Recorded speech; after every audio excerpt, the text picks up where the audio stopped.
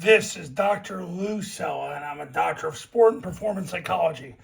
There's 5 components to a midline triple option. We're going to go through those 5 components right now. So if you're going to teach this the right way the first time, you've got to understand the 5 components. We obviously get the midline triple option component, where you have a 3-on-2 against a read key and a pitch key, which we refer to in the triple option world as number 1 and number 2. That's the player from a 2 technique out, and then the player next to number 1 is called number 2. He determines whether or not the ball will be kept by the quarterback or pitched to the trailing A-back. And number 1 obviously is to determine whether or not the quarterback gives the ball to the B-back or reseeds the ball, runs off tackle, and then runs to the end zone unless number 2 can tackle him, and if so, he flicks the ball to the trailing A-back. So that part's easy, but there's other components. The next easiest is the backside blocking. Backside receiver, all he does is sprint to the goalpost as fast as he can, so he keeps the third player, the player that's playing 3 deep, on the opposite end of him, so he can't cross over from the backside to the play side.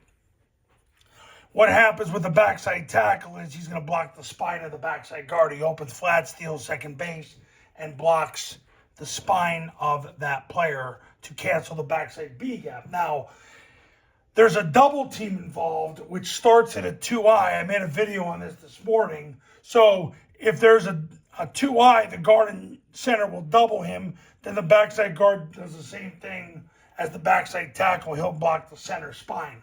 Same thing if there's a 1 technique, but if there's a 0 technique, now the center makes a back call, and the center and the backside guard double that player, and then these 2 end up veering.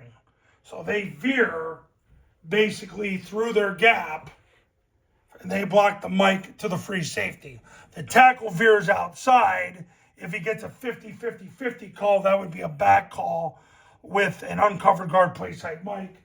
The thing about midline triple option is if you become a client, there's a 6-sequence procedure, a 6-phase procedure where your players learn all this fast, and all you do is practice those 6 phases over and over and over and over and over, and they implicitly learn this. You don't have to do all this teaching. But you got the backside blocking with the cutoff and the scoop. There's a double team. There's veer and load. So if he doubles, he veers. If the center and the backside guard double and the guard's uncovered, he'll make a 50 call. Tackle will veer out.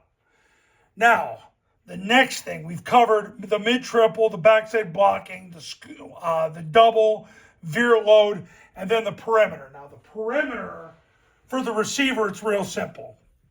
He blocks the strong safety. If there is no strong safety, he blocks the off corner.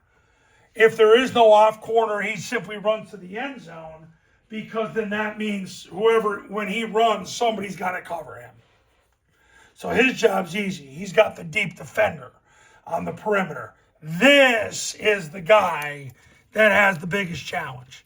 Now, a preface to all of this, if you run mid-triple out of the double flex formation where the receivers are compressed, basically it makes it easier for the A-back, because all he does now is he arcs the corner and calls it a day. And then the receiver has to block the run support, which is number 3. So what happens with the play side A-back is on the perimeter, his component's real simple. He's going to load it, which means he's going to block through the tackle. He's got the mic to the free safety. So he secures the mic. If the mic's canceled or not, there he goes to the free safety. Now, let's say there's a 1, a 2, there's a corner, and there's an extra player. He would then arc the extra player. If there were 2 extra players, so let's say there's a 1, a 2, 2 extra players in a corner, he's got to make a tackle call, and now the tackle becomes part of the perimeter where he'll block the first run support and he'll block, the A-back will block the second run support. That's a tackle call. Once again, coaches, all this is taught to you in a 6-phase sequence if you become a Triple Option Football Academy client. So all you do is teach the sequences, and your players implicitly learn this, so you don't have to do all this abstract teaching. But there's 5 components of a midline triple option. There's the midline triple itself, the 3-on-2 against the read and the pitch key, the backside blocking, the double team, the veering, which also can be called loading, and then the perimeter scheme. He's got the biggest challenge mentally. Zone dive, he's the guy that makes the play go. Mid-triple, mentally, he makes the play go. So basically, that's how it works. There's those 5 components: backside blocking, the scoop, the double, the veer, the perimeter blocking, and the midline triple option.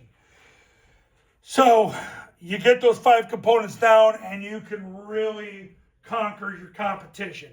You want to run midline triple option when you don't get 4 yards on zone dive, and the C-gap player is taking the dive because you know you're going to get a pull pitch out of it, and that's why you want to run mid-triple. You don't want to run midline triple option to hand the ball off, because you might as well at that point just run zone dive, because you're going to get a 5-on-2 inside.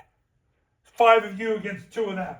You're going to triple team, most likely the defensive lineman, and you're going to get basically hats on the mic, and off you go, because the C-gap player is the quarterback player. So that's how it all goes. Now, coaches, if you're ready to become a client, give me a call, 570-332-0265. Go to tripleoptionfootball.com. Check out how the camps work, how the online academy works, and check out all those success stories and testimonials so you can become like them. That's what I'm here to do, is help you become like them. We'll talk when you give me a call. See you.